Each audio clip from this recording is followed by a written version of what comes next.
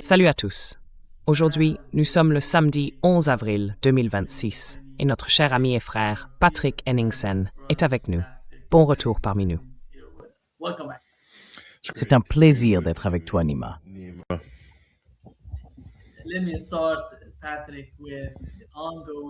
Permets-moi de commencer, Patrick, par les discussions en cours entre les États-Unis et l'Iran. Qui n'est pas à la table de ces négociations? Il semble, Patrick, que le plan ait été préparé en coulisses par l'administration Trump, puis envoyé à la Turquie, à l'Arabie saoudite, à l'Égypte et au Pakistan, avant d'être transmis à la Chine. La Chine discutant avec les Iraniens revenant ensuite vers la Turquie. Mais après tout, il semble que tout le plan repose, du moins d'après ce que nous avons entendu du côté iranien, sur le détroit d'Ormuz. Il restera iranien. First of all is the trade of Hormuz. It's going to remain Iranian. And they're talking about the war reparations. Et ils parlent de réparation de guerre et de sanctions. Vraiment, c'est une partie de leur argument en ce moment. Le déblocage de tous les avoirs gelés, vous savez, et un cessez-le-feu permanent sur tous les fronts de la région. Jusqu'à présent, nous en sommes à plus de 5 heures. Je pense que cela va atteindre 6, et ils vont continuer à négocier dans la nuit. Quelle est, selon vous, la principale difficulté, ou je dirais la question la plus importante, en ce qui concerne les divergences entre les deux parties?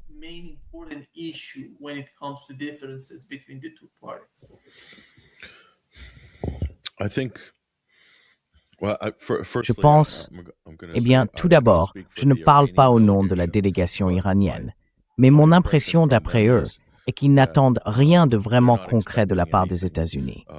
C'est mon impression. Tu as raison. Et tu as raison.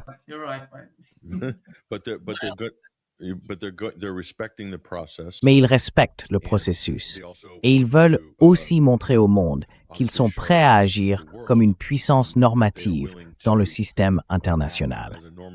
Un peu comme la Russie, un peu comme la Chine, mais contrairement aux États-Unis, qui pour le moment ne sont pas capables d'agir comme une puissance normative.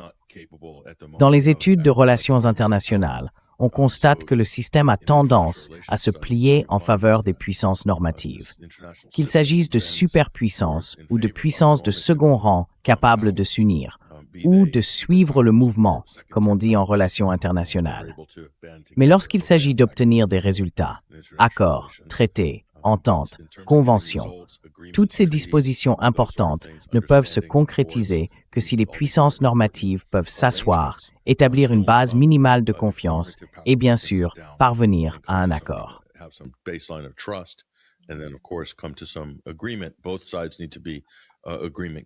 Les deux parties doivent être capables de conclure un accord. Et ensuite, Nima, il faut des garants, il faut d'autres partenaires pour garantir l'accord par la suite. Tout cela fait partie des conditions. Cela a toujours été des conditions depuis le début des relations internationales modernes. Mais le problème, c'est que l'administration américaine actuelle ne pense pas devoir respecter, reconnaître ou admettre quoi que ce soit de ce qui l'a précédé. En ce sens, Donald Trump ressemble à Pol Pot. Lorsqu'il a été investi, il avait une sorte de mentalité à la Pol Pot, c'est-à-dire c'est l'an zéro, tout est différent, nous allons jeter toutes les traditions, nous allons faire les choses à notre manière, avec notre propre style de négociation.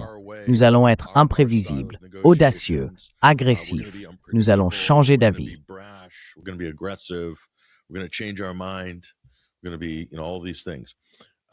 Nous allons être tout cela, et nous n'avons pas besoin de faire de la diplomatie comme ceux qui nous ont précédés, car ils ont tous échoué, et nous sommes spéciaux. Voilà, en résumé, l'administration Trump. Le résultat, Nima, c'est que chaque grande négociation de l'année et demie écoulée s'est soldée par un échec après l'autre. Donald Trump n'a à son actif aucun succès diplomatique. Il n'a qu'une série d'échecs, et les rares choses qui ne se sont pas encore complètement effondrées ou n'ont pas échoué sont probablement en train de le faire à l'heure où nous parlons. Et la raison, c'est que ce style de politique, qui ne croit en aucun cadre, ne croit pas à la compréhension bilatérale, ne croit pas à la construction et à l'entretien de la confiance et de bonnes relations, empêche d'avoir la base nécessaire à tout accord.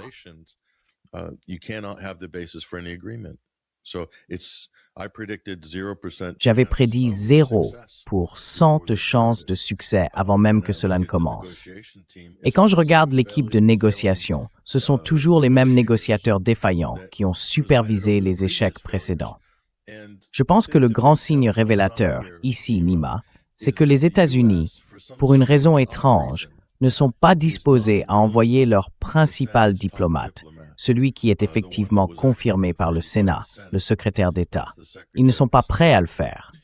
À la place, ils envoient une sorte de figure officieuse, des personnages obscurs, des amis ou des membres de la famille du président, puis la vice-présidente, qui n'a absolument aucun pouvoir exécutif du tout.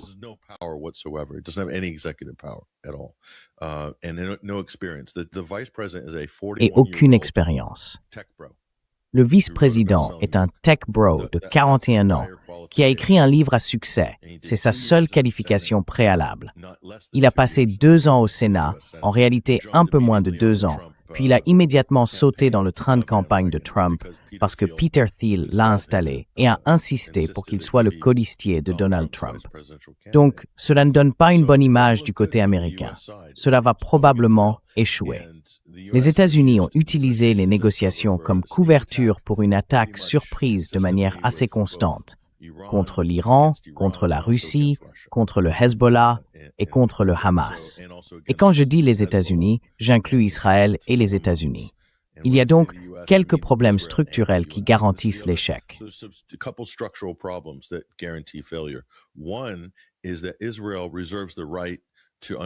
Premièrement, Israël se réserve le droit de saper et de saboter toute négociation à tout moment.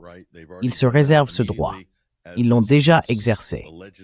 Dès que ce prétendu cessez-le-feu a été annoncé, Israël l'a utilisé comme une occasion d'intervenir et de détruire tout cadre bilatéral en attaquant le Liban de la manière la plus brutale. Cela a forcé les États-Unis à nier pratiquement le Liban comme un front dans ce conflit, à paniquer et à formuler des contre-arguments contre l'Iran, en disant « Non, non, le Liban n'est inclus dans aucune de ces négociations. » Mais il l'est. Il est central. Toutes ces zones de conflit sont centrales, car quel est le seul pays de toute la région qui attaque tous les autres? C'est Israël. La raison pour laquelle ils sont dans cette guerre, c'est à cause d'Israël.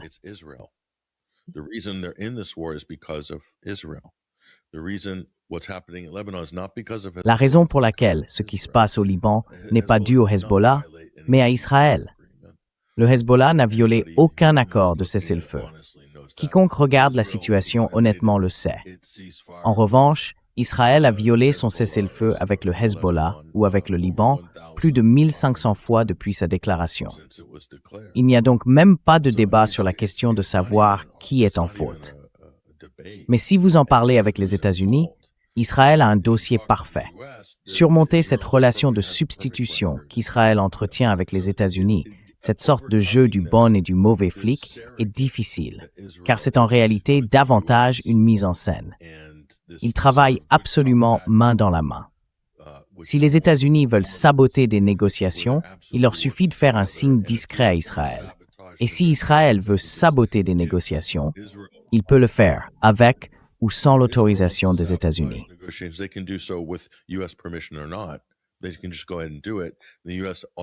Ils peuvent simplement aller de l'avant et le faire. Les États-Unis doivent automatiquement se conformer. Ainsi, Israël peut être à la fois un proxy des États-Unis et un acteur incontrôlé, provoquant son propre allié s'il décide de, disons, négocier de bonne foi. Pendant ce temps, les États-Unis accuseront les Iraniens d'être des tricheurs, de ne pas négocier de bonne foi, et tout le reste, en faisant des crises et en utilisant divers prétextes pour se retirer des négociations ou maintenir des exigences maximalistes tout en n'accordant aucune concession. Et je soutiendrai que l'Ukraine joue exactement le même rôle dans toute négociation entre la Russie et les États-Unis concernant un règlement politique de ce conflit. Israël et l'Ukraine jouent à peu près des rôles identiques.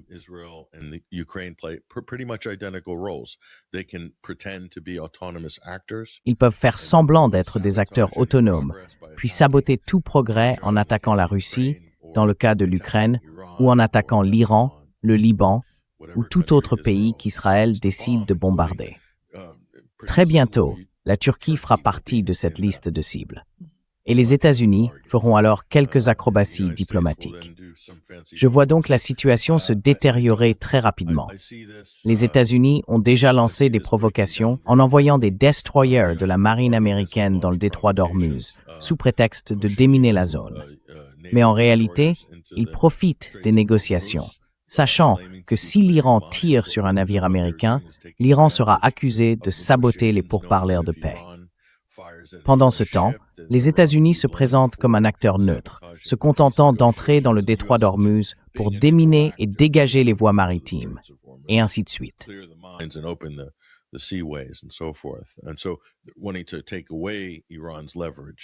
Et donc, ils veulent retirer à l'Iran tout levier. Et maintenant, c'est une guerre de l'information. Les États-Unis affirment qu'ils font ceci, et l'Iran répond que non. Non, ils n'ont rien franchi. Ils ne partagent pas conjointement l'espace dans le détroit. Ils ont été avertis et ils n'ont pas transgressé. Mais les médias américains ont déjà relayé la version américaine selon laquelle ils sont là-bas. C'est déjà à la une. Et cela sert à créer de la pression, puis à accuser l'Iran d'être le problème, vous voyez. Donc c'est simplement ainsi que les choses vont se passer. Oui, l'Iran n'est probablement pas surpris de devoir jouer en permanence cette partie d'échec avec les États-Unis. Il n'y a aucune chance, avec ce président, cette administration actuelle, aucune chance de négociation réussie.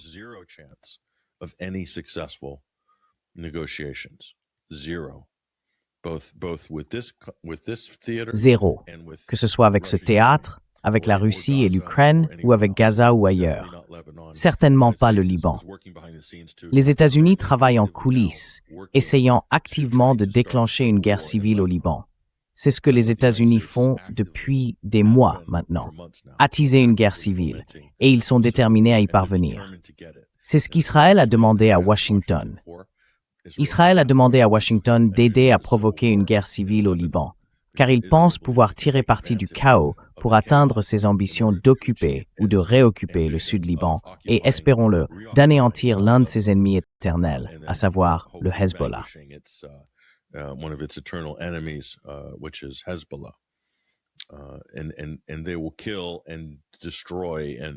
Et ils tueront, détruiront et procéderont à un nettoyage ethnique de tout ce qui se mettra en travers de leur chemin, avec le plein soutien et la bénédiction des États-Unis.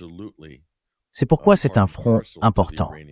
Le Liban fait entièrement partie du conflit iranien, car il implique le même belligérant, à savoir Israël. Israël est le principal belligérant en Asie occidentale. Ils sont les premiers. Ils attaquent tout le monde. Ils ont déclaré la guerre à tout le monde. Et qu'une négociation échoue ou réussisse, tout dépendra d'un seul facteur, la capacité des États-Unis à contenir Israël ou non. C'est le seul facteur. Sinon, les États-Unis devront renoncer à tout levier à tout moment des négociations, car ils ne peuvent pas contrôler Israël.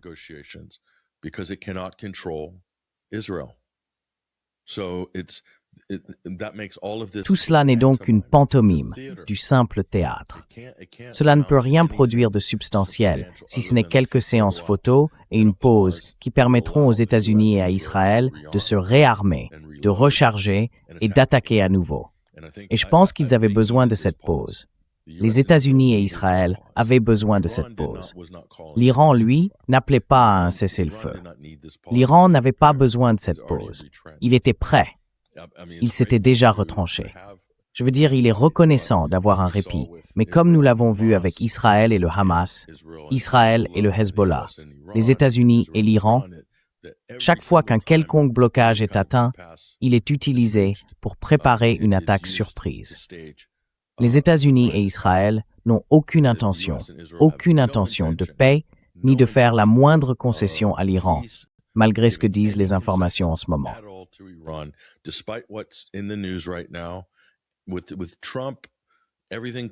Avec Trump, tout peut être annulé en quelques heures.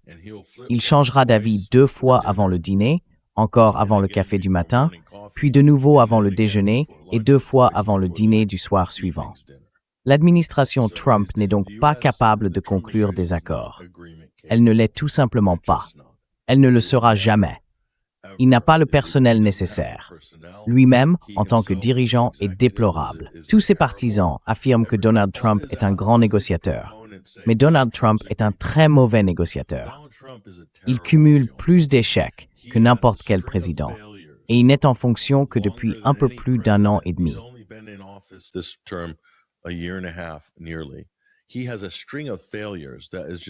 Il accumule les échecs.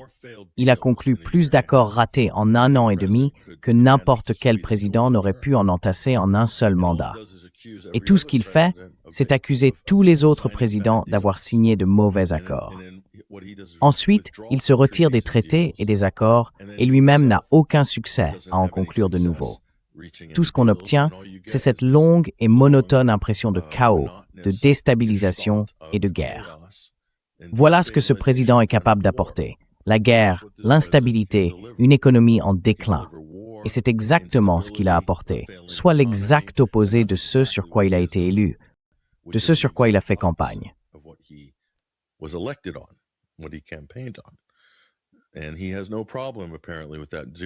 Et apparemment, cela ne lui pose aucun problème. Zéro conscience de soi. Il se moque de ce que pensent les électeurs, se moque de ce que pense sa base. Il a en gros éjecté et jeté son propre socle de soutien. Cette semaine, il a finalement tourné le dos aux MAGA et les a pratiquement tous traités d'idiots à faible QI.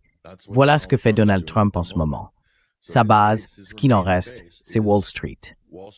Des escrocs qui font des options d'achat et de vente sur le pétrole et les actions en fonction de ce que Trump publie sur Truth Social. Cela fait partie de sa base. L'autre partie, c'est le grand pétrole, la grande fracturation, le GNL, la grande IA et la grande défense. Il n'y a plus de gens dans cette base. Il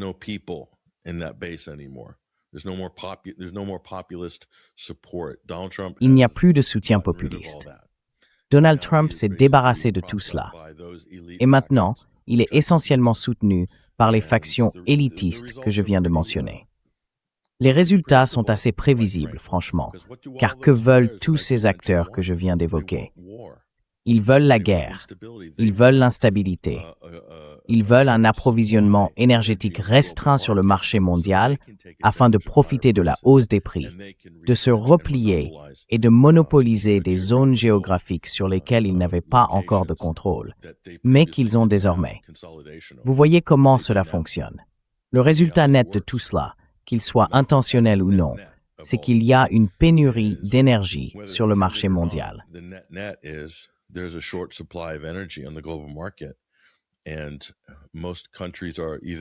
Et la plupart des pays se sont fait soit voler leur énergie par les États-Unis, soit la voient endommagée et détruite par les alliés des États-Unis, comme l'Ukraine, qui a détruit environ 30% de la capacité d'exportation pétrolière de la Russie.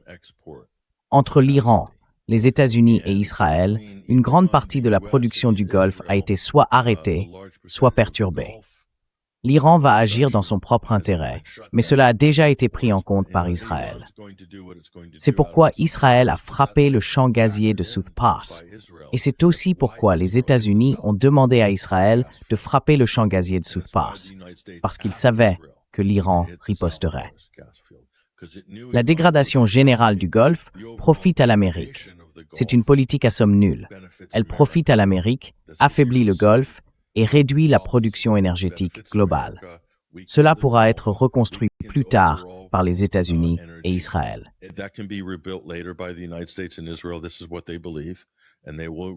Voici ce qu'ils croient. Ils feront transiter l'énergie future par Israël en tant que centre énergétique. C'est leur plan. En attendant, les États-Unis vont consolider, dominer et tirer profit de la pénurie mondiale. Ils détiennent désormais une part plus importante en Europe qu'auparavant. Ainsi, le sabotage du gazoduc Nord Stream, c'était une opération dirigée par les États-Unis via l'OTAN. Tous ceux qui l'ont étudié le savent. Nous avons révélé cela en détail sur 21st Century Wire. Nos rapports sur Nord Stream sont toujours épinglés en haut de notre section consacrée. Le résultat net de cette guerre dans le Golfe Persique a été comme un Nord Stream, deuxième partie. La force majeure du Qatar sur la production et les expéditions de GNL vers le flanc sud de l'Europe a constitué un nouveau coup de maître pour les États-Unis.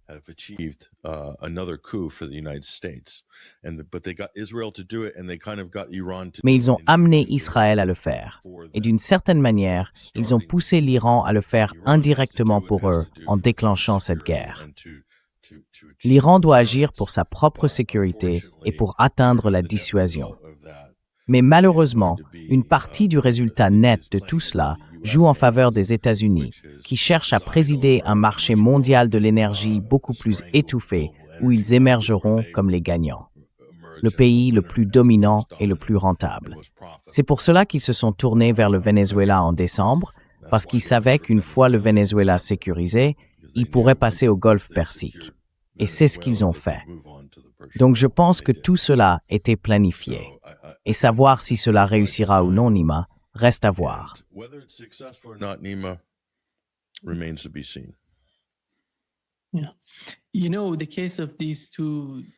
Tu sais, le cas de ces deux destroyers était vraiment intéressant parce qu'ils ont essayé de les faire passer par le détroit d'Ormuz. Ensuite, nous avons eu des articles dans le Washington Post affirmant qu'ils avaient déjà traversé le détroit sans aucune difficulté. Les médias iraniens ont démenti, disant que rien de tel ne s'était produit.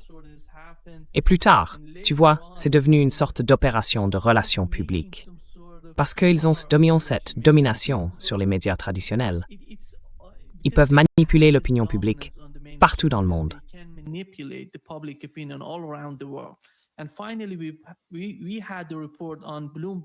Et enfin, nous avons eu un rapport de Bloomberg indiquant qu'ils avaient tenté de traverser le détroit d'Ormuz, mais qu'ils avaient été refoulés après une menace du CGRI.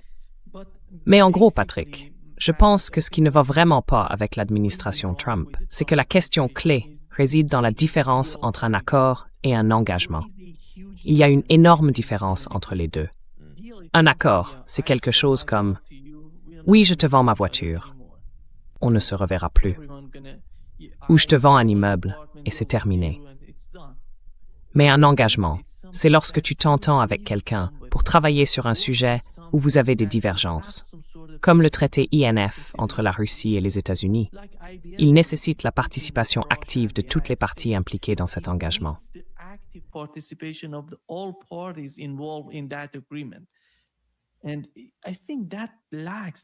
Et je pense que c'est précisément ce qui manque à l'administration Trump, cette capacité. Vous avez Steve Witkoff, Jared Kushner, ils ne savent pas ce que sont de véritables négociations. Vous savez, nous avions le JCPOA. Ce n'était pas parfait, tout le monde le sait, et aucun accord n'est parfait, nous le savons. Mais c'était un immense effort diplomatique de la part des États-Unis et de l'Iran. Rien de tel ne peut se produire aujourd'hui. Regardez ces groupes. Différents groupes sont allés au Pakistan, un groupe militaire, un groupe économique, énorme. Regardez la délégation iranienne, elle est immense. Ils ont des représentants pour chaque domaine, afin de discuter de chaque question concernant les sanctions, l'armée, la sécurité, tout. Mais je ne vois pas ce genre de compétences dans l'administration Trump. Tu as mentionné pourquoi Marco Rubio n'est pas là. Pourquoi donc? Parce qu'il n'en est pas capable. Personne dans l'administration Trump n'est capable de parler et de négocier, de conclure des accords. Ces gens sont au mieux des faiseurs de deals. C'est de ça que je parle. Mais même dans ce sens, Donald Trump ne fait pas confiance à Marco Rubio. Non, il ne lui fait pas confiance. Il envoie ces deux types, même en Russie. C'est ça, le problème.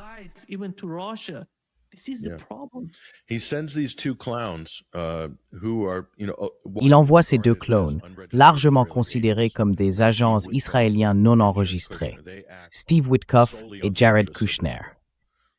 Ils agissent uniquement dans l'intérêt d'Israël et disposent d'une ligne de communication directe avec le bureau de Benjamin Netanyahou.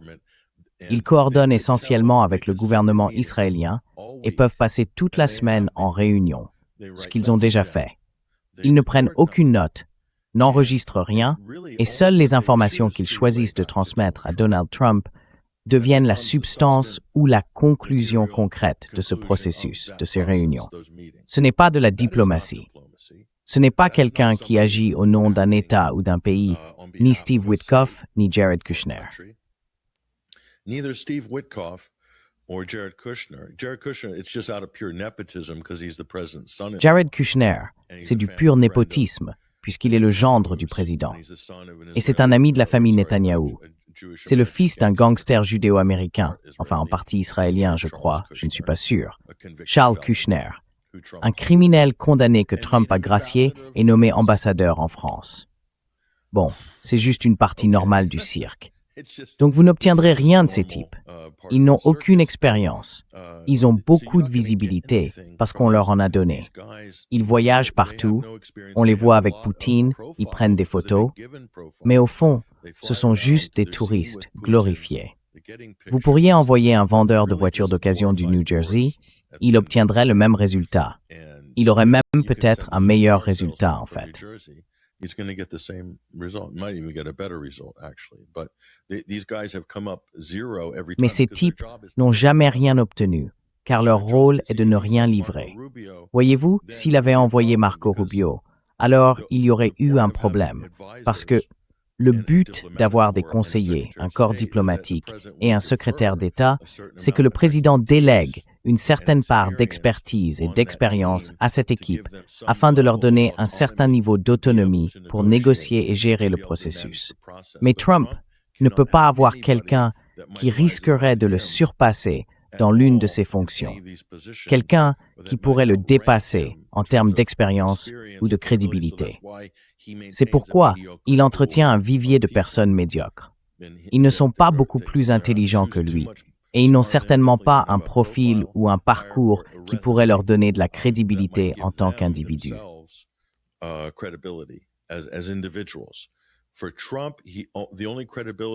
Pour Trump, la seule crédibilité que les membres de son équipe possèdent vient du fait qu'il les a choisis, qu'il les a approuvés.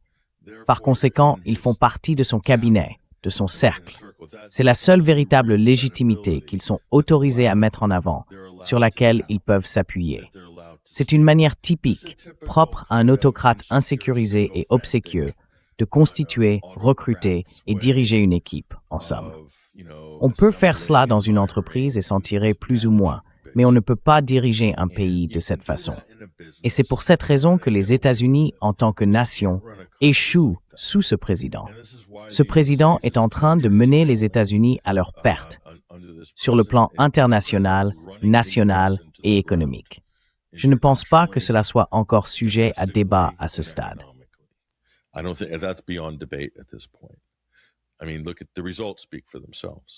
Je veux dire, regardez les résultats. Ils parlent d'eux-mêmes. Regardez le désordre dans lequel il a plongé son pays et le monde, le chaos qu'il a créé dans l'économie mondiale. Tout cela, c'est l'œuvre de Donald Trump. Regardez les échecs militaires dans lesquels son administration a été impliquée. Ils ont nommé comme secrétaire à la défense quelqu'un qui n'est même pas qualifié, qui ne pourrait pas diriger un peloton dans l'armée américaine. Quelqu'un qui a été renvoyé de la Garde nationale de Washington, avec l'alcoolisme inscrit partout sur son CV et toutes sortes de problèmes personnels. Des associations caritatives ratées, des organisations en faillite laissées derrière lui. Voilà Pete Hegseth. Donc encore une fois, médiocre, en dessous de la médiocrité, placé au poste le plus élevé possible.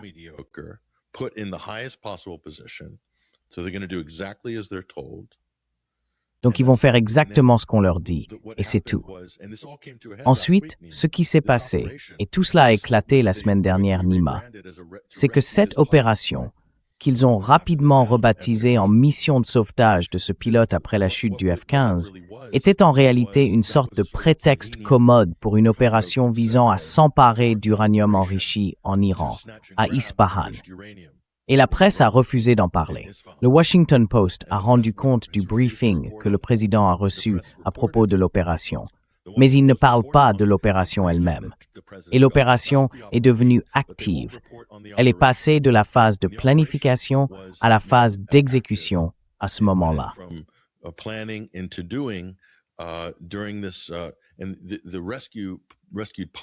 Et le pilote de sauvetage est devenu le récit de la Maison-Blanche, qu'ils ont ensuite utilisé pour dissimuler le moment Jimmy Carter de Donald Trump et Pete Hegseth. Il s'agissait d'une opération des forces spéciales ratée impliquant des dizaines, voire une centaine ou plus, de membres des forces spéciales américaines, plusieurs appareils. Et ce fut un échec total. Les États-Unis ont perdu un nombre record d'aéronefs et de ressources militaires lors d'une opération de combat sous Pete Hegseth et Donald Trump. C'était le moment Jimmy Carter. Ce fut un échec plus important encore que la mission de sauvetage des otages manqués de Carter en 1980. Un échec bien plus grand, d'accord? Et il y a eu une dissimulation totale par les médias américains en raison de l'embarras national que cela représentait. Donald Trump invoque la sécurité nationale contre la presse.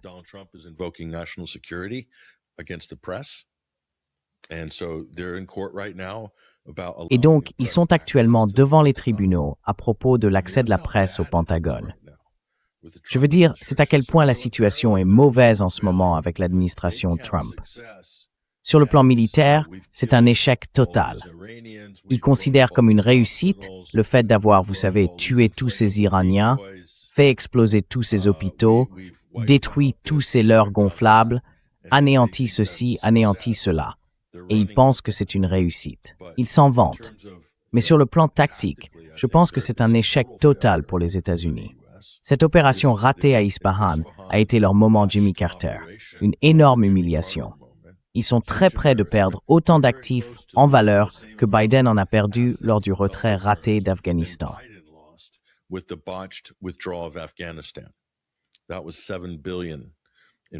Cela représentait 7 milliards de dollars d'actifs militaires. Trump a maintenant perdu près de 3 milliards d'actifs militaires au cours de cette affaire. Normalement, Nima, dans notre pays, après autant d'échecs, on traînerait Pete Hegseth avec son, tu sais, costume ridicule qu'il porte, ce costume à la capitaine Kangourou devant une audition au Sénat ou au Congrès, ou encore devant la Commission des Forces armées, peu importe. Et il devrait répondre de ses échecs. Comment a-t-il pu perdre autant d'actifs? Pourquoi cette mission a-t-elle été annulée? Pourquoi ont-ils dû perdre tous ces appareils simplement pour échapper à une mission désastreuse et bâclée? Il n'a pas eu à le faire. Il n'a pas été tenu pour responsable. Pourquoi?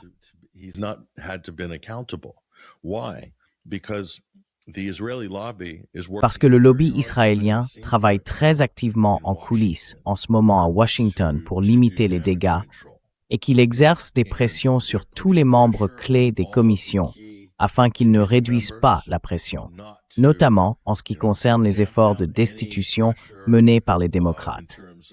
La direction du Parti démocrate, soutenue par le lobby israélien, subit des pressions.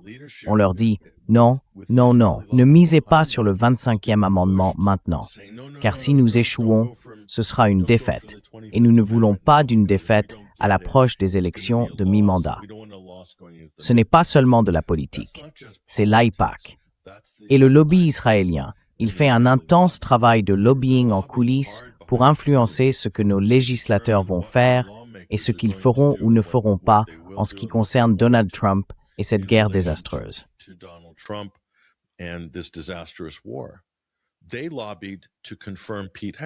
Ils ont fait pression pour confirmer Pete Hegseth. C'est pour cela qu'il a été confirmé, parce que chacun de ces sénateurs avait reçu pour instruction de voter en faveur de sa confirmation. Et je pense que si nous menions une enquête complète, nous découvririons le contenu exact de ces messages et de ces lettres.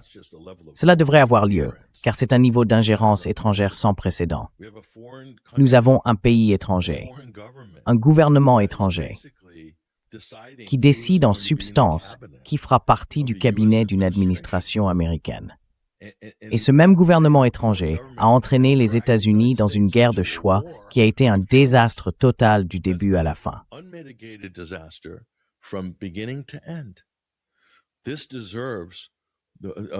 Cela mérite une refonte majeure du gouvernement américain en conséquence. C'est bien plus grave que le Watergate. C'est comme le Watergate multiplié par 100. Mais laissez-moi vous dire, l'effet du Watergate sur le Parti républicain après Nixon a été que beaucoup de gens ont quitté le parti à cause de cela. Et je pense que vous allez voir encore plus de personnes quitter le Parti républicain maintenant et ne plus vouloir avoir quoi que ce soit à faire avec Trump ou le mouvement MAGA. Ils sont déjà en train de s'éloigner de ce président. On peut voir maintenant que le lobby israélien ne se soucie pas des républicains, car il a tout fait pour saper et saboter les chances des républicains de conserver la Chambre et le Sénat lors des élections de mi-mandat.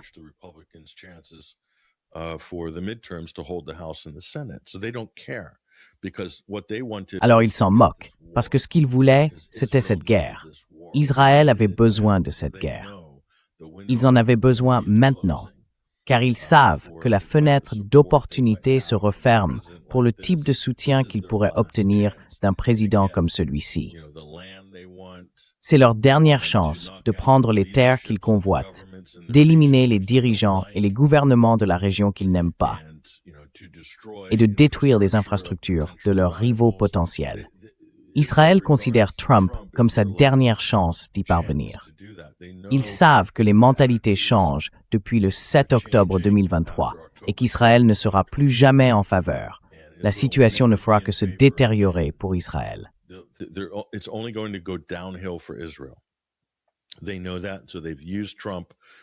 Ils le savent. C'est pourquoi ils ont utilisé Trump pour essayer d'obtenir ce qu'ils pouvaient. Ils ont entraîné les États-Unis dans cette guerre. Et bien sûr, il y a toujours eu une faction néoconservatrice sioniste en Amérique qui a toujours voulu cette guerre contre l'Iran. Ils l'attendaient simplement, représentés par les Lindsey Graham de ce monde. Mais c'est effectivement ce qui se passe, et ce ne sont pas seulement eux. De nombreux démocrates veulent aussi cette guerre. Le camp d'Hillary Clinton, celui de Nancy Pelosi, celui de Chuck Schumer. Ils sont très agressifs et évidemment très pro-israéliens.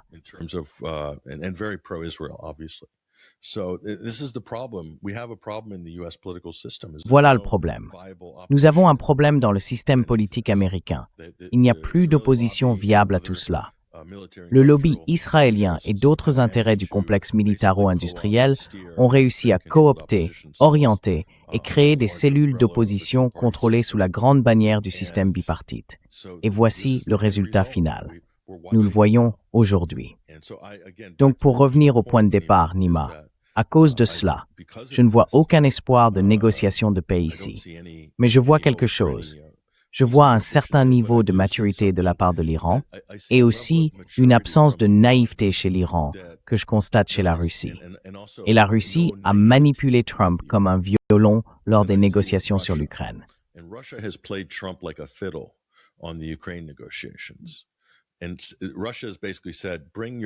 Et la Russie a essentiellement dit « Amenez vos faux diplomates, nous les recevrons. Nous avons notre homme d'affaires. Ce n'est pas un diplomate officiel. Vous pourrez avoir du caviar. Nous organiserons de beaux banquets à Moscou. Vous aurez de bonnes séances photos et quelques gros titres. Mais nous allons passer aux choses sérieuses et faire ce que nous devons faire sur le terrain en Ukraine. Point final. » Et l'Iran agit de la même manière. Ils disent « Très bien, nous allons faire semblant de négocier, mais nous nous préparons à votre prochaine attaque. Nous nous préparons à défendre nos intérêts dans la région. Nous sommes déterminés et nous allons simplement avancer. Continuez votre théâtre. Continuez avec vos intermédiaires. »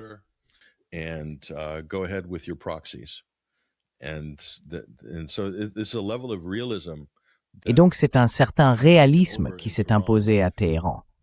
Et vous savez, le résultat final, comme vous le savez bien, c'est que si l'Occident espérait que les réformistes ou d'autres allaient émerger comme un bloc viable en Iran, cela n'arrivera pas. Et de même en Russie, le bloc libéral, pro-LGBT, pro-libéral, pro-ci, pro-ça, le bloc Navalny ou autre, cela n'arrivera pas non plus. Ce qu'ils ont fait, c'est qu'ils ont encore plus polarisé la situation. Mais ils ont aussi renforcé la Russie. Ils ont renforcé la Chine. Les États-Unis ont également renforcé l'Iran et Israël par leurs propres actions. Ils les ont renforcés et les ont poussés à agir.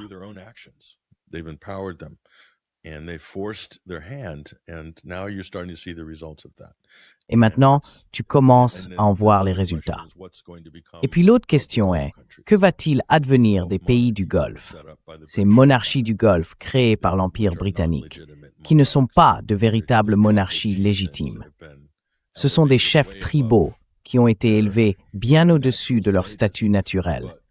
Des rois et des princes créés par les Britanniques, puis maintenus par les Américains après eux, dans le seul but de défendre les intérêts américains et occidentaux, d'alimenter le pétrodollar, et ainsi de suite.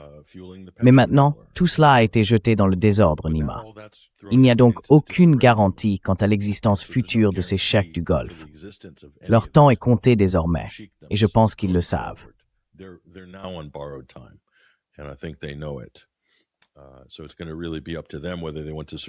Donc, ce sera vraiment à eux de décider s'ils veulent survivre. Il semble que le Qatar ait probablement été le plus pragmatique jusqu'à présent. Le Qatar a compris ce qui se passait et dit « En fait, nous voulons survivre.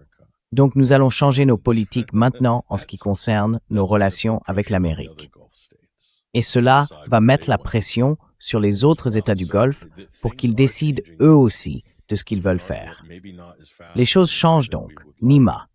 Peut-être pas aussi vite, ni de la manière que nous, ou ceux qui souhaitent la paix, la prospérité et la stabilité, le voudrions, mais elles changent.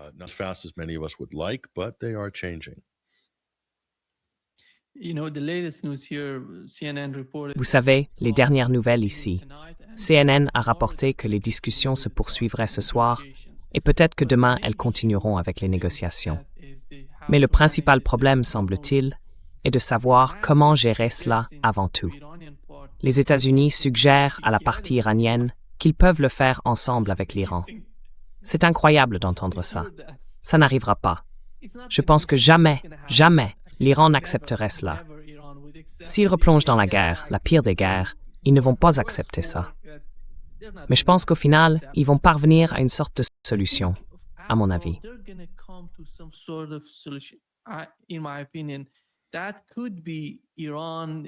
Cela pourrait être l'Iran qui contrôle, directement ou presque, la manière dont, d'une certaine façon, parce qu'il parle d'utiliser le yuan, d'utiliser d'autres devises pour gérer le monde. Peut-être que les négociations iront dans cette direction, simplement le faire de manière à, tu sais, influencer le dollar, tu vois, sans trop influencer le dollar. Je pense que toute l'opinion va évoluer dans cette direction s'ils insistent sur leur position visant à influencer d'une manière ou d'une autre le détroit ou avant tout les routes commerciales. Je ne vois rien d'autre que cela se produire.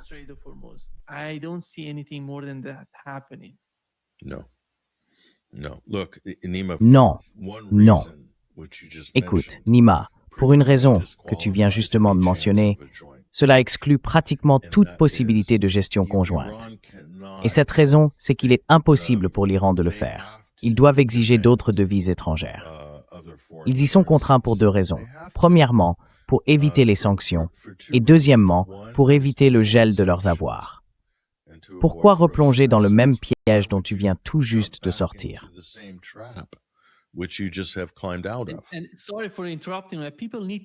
Désolé de vous interrompre. Les gens doivent comprendre que l'Iran est soumis à d'énormes sanctions. Ils n'ont pas pu utiliser de dollars américains depuis plus de 46 ans. C'est énorme. Beaucoup de gens ne s'en rendent pas compte. Ils ne peuvent rien acheter, pas même des médicaments, rien, avec des dollars. Allez-y, désolé de vous avoir interrompu.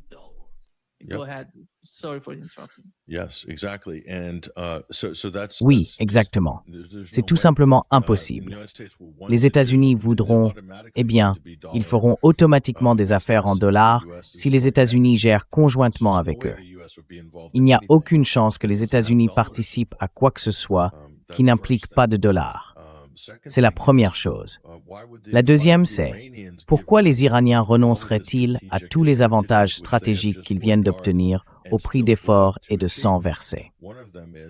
L'un de ces avantages est le retrait total de la présence militaire américaine dans le Golfe Persique. Ils ont déjà essayé cela avec les Russes, en disant « Russie, vous devez vous retirer de ces lignes, vous devez abandonner ceci, et vous ne pouvez pas avoir cela. » this and you can't have that. And then Russia's like, why would we give up? Et puis, la Russie dit, pourquoi renoncerions-nous à l'avantage que nous avons combattu et pour lequel nous sommes morts, celui pour lequel nous avons tant sacrifié, celui pour lequel nous avons versé notre sang dans la terre? Pourquoi ferions-nous cela? Et qui êtes-vous pour exiger que nous le fassions? Parce que nous gagnons. Voyez-vous, l'Amérique ne peut pas gagner. L'Amérique peut proclamer qu'elle a gagné en disant ce qu'elle a détruit, ou en disant à quel point elle a puni l'Iran, ou combien elle l'a fait souffrir. Elle peut proclamer la victoire. Mais en réalité, les États-Unis d'Amérique sont à des milliers et des milliers de kilomètres, et ce n'est pas leur terrain. Ils ne peuvent faire qu'un certain nombre de choses pour microgérer et contrôler cette région, ou contrôler l'Iran, que ce soit par des sanctions ou par la force. Et l'un des grands avantages que les États-Unis avaient, ils viennent de le sacrifier.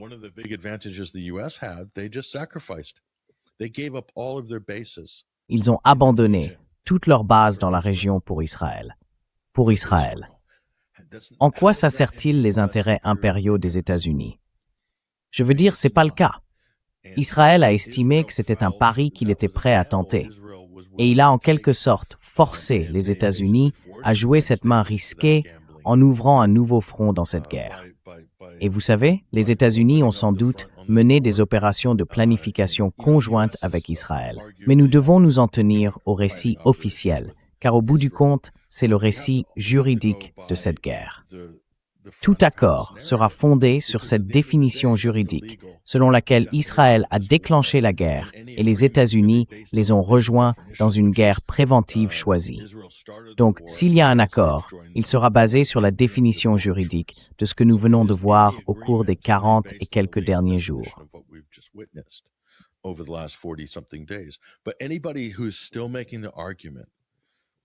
Mais toute personne qui continue de soutenir que cela relève vraiment de l'intérêt impérial des États-Unis, abandonner des milliards et des milliards de dollars investis dans la région depuis de très nombreuses années, environ 70 ans, puis tout sacrifier dans un pari risqué à cause d'une attaque surprise de leur plus grand allié dans la région, Israël, ce n'est pas un argument sérieux. Donc, quiconque affirme que la queue ne remue pas le chien en essayant de défendre cette idée, ce n'est pas un argument sérieux. Cela revient à dire qu'Israël n'est pas un facteur dans la politique étrangère américaine. C'est une sorte de théorie du complot difficile à concilier, mais beaucoup de gens continuent pourtant de la soutenir. Et Israël a fourni la preuve du contraire. Ils ont contraint les États-Unis à sacrifier leur position militaire sur 17 bases. Tout. Nima, en l'espace d'un mois. En l'espace d'un mois, ils ont tout dû.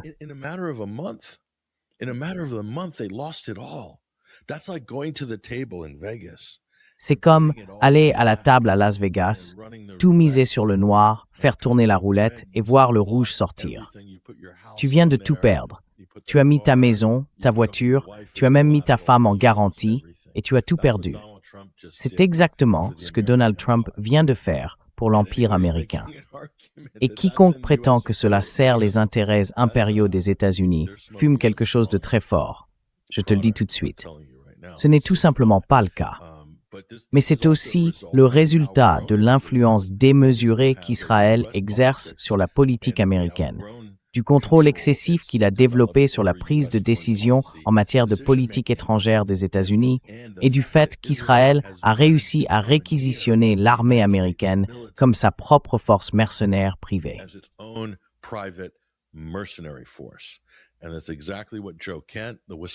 Et c'est exactement ce que Joe Kent, le lanceur d'alerte et ancien chef de la lutte antiterroriste de Donald Trump, a déclaré dans sa lettre de démission. Et c'est ce que beaucoup de gens disent aujourd'hui en Amérique. Ils ne veulent pas se battre comme mercenaires pour un État étranger, en l'occurrence Israël. Et c'est exactement ce qui se passe. C'est une catastrophe, Nima. Je veux dire, on peut enjoliver la situation, suivre le fil des événements, parler de négociations, mais on ne peut pas oublier ce fait. C'est immense, c'est comme une défaite historique, un effondrement historique pour les États-Unis d'Amérique. Et Donald Trump a été l'homme qui a coulé ce Titanic. Il a foncé droit sur l'iceberg. He ran it into the iceberg, and he did so quite happily.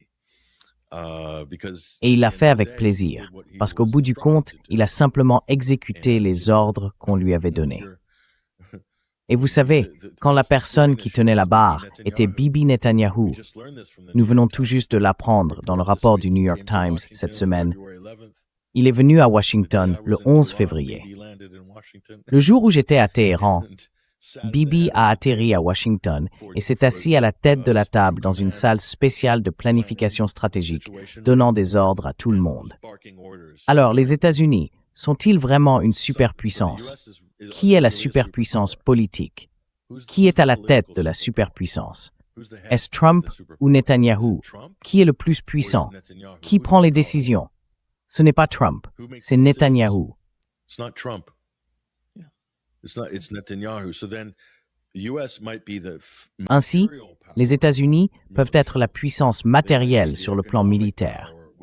Ils peuvent être la puissance économique, avec le dollar comme monnaie de réserve, leur permettant de s'endetter pour financer leur immense armée. Mais politiquement, qui détient le pouvoir? Ce ne sont pas les États-Unis. Le consensus aux États-Unis s'oriente automatiquement vers Israël. Ce que veut Israël, ce que veut le lobby israélien et ce que veut le bureau de Benjamin Netanyahou. C'est là que réside le pouvoir politique dans cet arrangement. J'affirmerai donc qu'il s'agit d'un pouvoir bifurqué.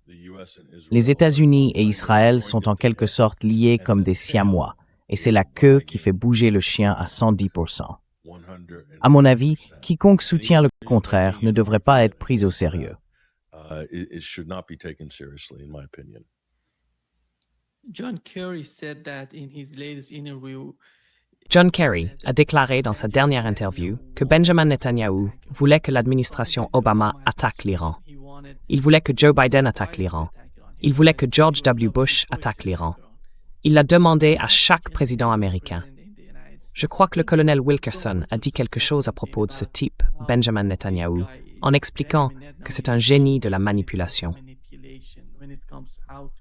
Surtout quand il s'agit de manipuler la politique intérieure des États-Unis. Il a fait la même chose avec Donald Trump. Non, il a simplement utilisé Donald Trump comme un intermédiaire, tout comme l'OTAN a utilisé Zelensky. C'est une humiliation totale quand on regarde la réalité de ce qui s'est passé jusqu'à présent.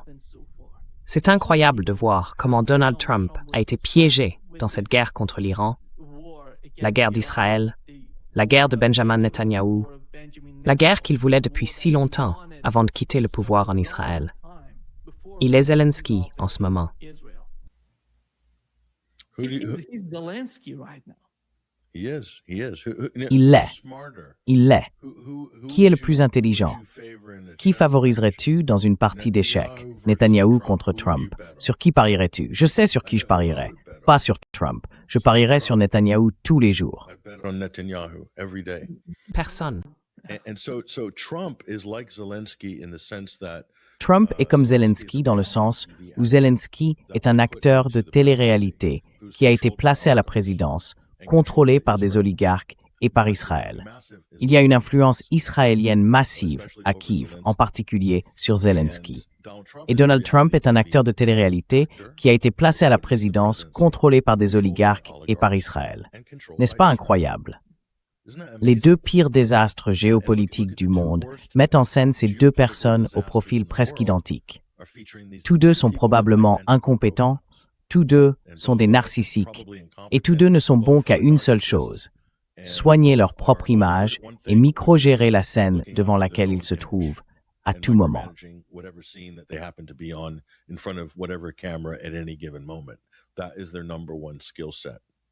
C'est leur principale compétence. Tout le reste, un échec, un désastre abyssal pour leur pays. C'est donc une comparaison assez intéressante, mais en même temps, vous savez, ils échangent un peu leur rôle.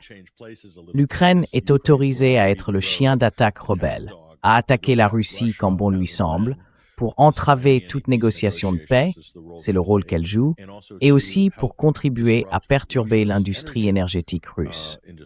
De même, les États-Unis permettent à Israël, ou Israël se permet, d'être cet acteur rebelle, d'attaquer, de saper les négociations et de frapper toute infrastructure énergétique de la région afin d'étrangler l'approvisionnement mondial.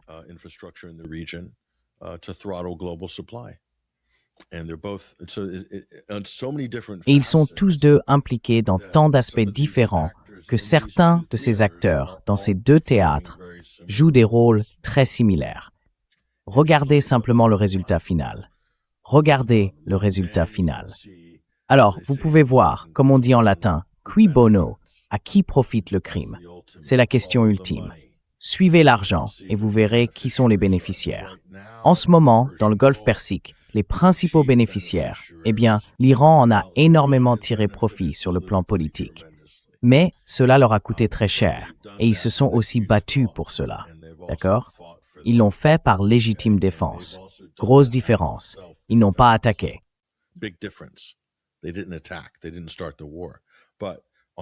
Ils n'ont pas déclenché la guerre.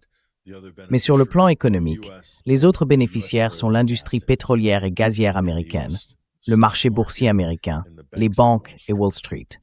Ils en ont énormément profité.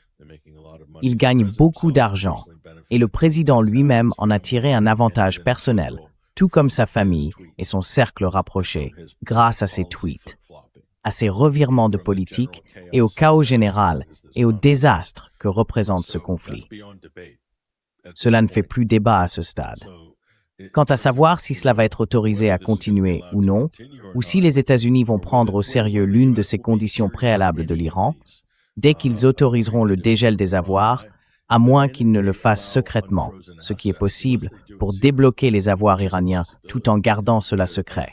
La presse, il y aura une énorme réaction de la presse de droite, car ils affirment depuis longtemps qu'Obama donnait de l'argent aux terroristes, en gros, après le JCPOA.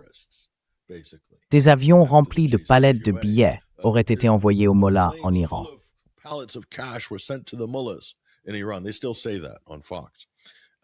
Ils disent encore ça sur Fox, que cela a été fait pour financer le terrorisme. C'est fait pour financer le terrorisme, tu sais. Donc cela pourrait se retourner contre Trump s'ils autorisent la libération des avoirs sanctionnés vers l'Iran. Il y a tous ces obstacles intégrés dans le système américain et la matrice de propagande des États-Unis empêchera bon nombre des concessions qui mèneraient à un accord. Donc encore une fois, c'est pourquoi je prédis une probabilité de réussite de 0% pour l'administration Trump sur ce point, surtout avec ces soi-disant négociateurs douteux, qui sont en réalité des agents israéliens glorifiés, Steve Witkoff et Jared Kushner. S'ils sont impliqués, tu peux être sûr qu'une attaque sournoise est en cours.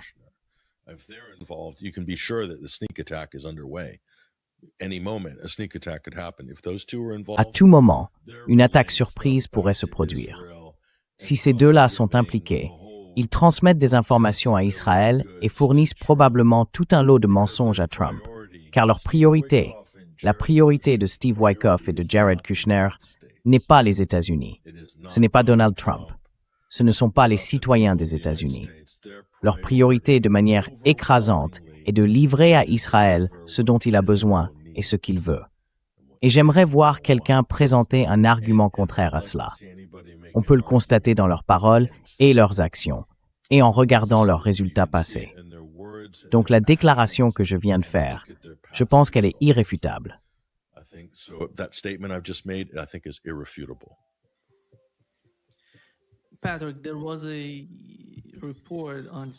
Patrick, il y a eu un reportage sur CNN, un reportage exclusif, affirmant que les services de renseignement américains indiquent que la Chine se prépare à expédier des armes à l'Iran. Il semble qu'il y ait une certaine communication entre l'Iran et la Russie. Aujourd'hui, par exemple, nous avons vu un avion cargo iranien C-130 au-dessus de Téhéran. Donc il se passe quelque chose. Ces 2 semaines de cessez-le-feu ne vont pas seulement être un répit pour les Israéliens et les États-Unis, mais aussi, vous savez, bénéfiques pour les Iraniens. Mais pensez-vous que si le rapport est vrai, s'il ne s'agit pas simplement d'une fausse allégation, cela signifie que la Chine se prépare réellement. Nous avons appris que la Chine essayait de convaincre l'Iran de poursuivre ces négociations, n'est-ce pas? Maintenant, si les rapports sont exacts, la Chine envisage-t-elle la possibilité que les négociations échouent pour ensuite se tourner vers une autre option?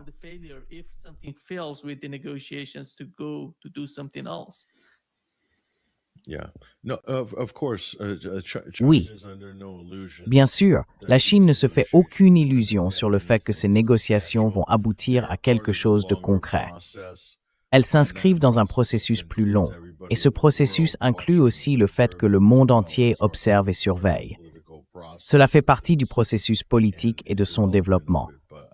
Mais je ne pense pas que, enfin, la Chine prend déjà des mesures de précaution. La Russie en a déjà pris, et je pense que beaucoup d'autres pays en font autant. Le fait que le Pakistan se trouve en position de médiateur est, à mon avis, une victoire majeure pour la Chine, car le Pakistan est un allié très solide de la Chine. Mais je pense que le Pakistan agit de sa propre initiative, car sa relation avec Téhéran est également très forte. Les gens ne s'en rendent pas compte, et elle a toujours été très bonne. Pour le Pakistan, c'est une question existentielle.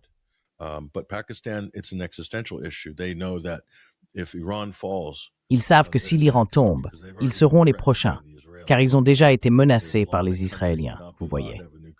Un pays islamique ne peut pas être autorisé à posséder une arme nucléaire à Téhéran, en Asie, et c'est donc une menace directe pour le Pakistan.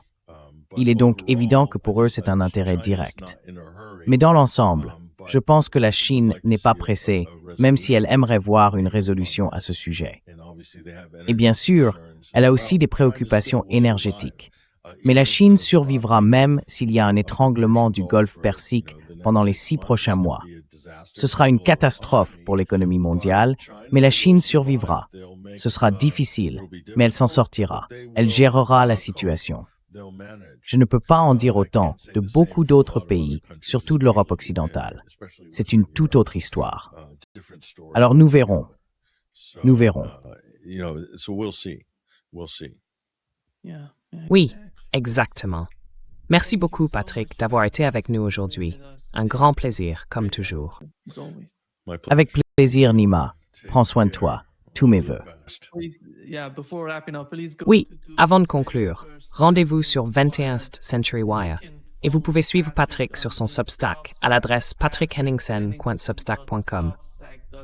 Juste sous son nom, vous pouvez voir son Substack ainsi que 21st Century Wire. Et ensuite, mentionnez ma chaîne YouTube. Mettez le lien dans la description. Et si vous pouvez aimer et vous abonner à notre chaîne YouTube, nous sommes fortement censurés sur YouTube. Toute aide, like, abonnement, suivi serait énorme et nous vous serions vraiment reconnaissants de le faire. Alors, merci. Oui, bien sûr, bien sûr. Je mettrai tous les liens dans la description de cette vidéo juste après. Merci beaucoup. Tiens.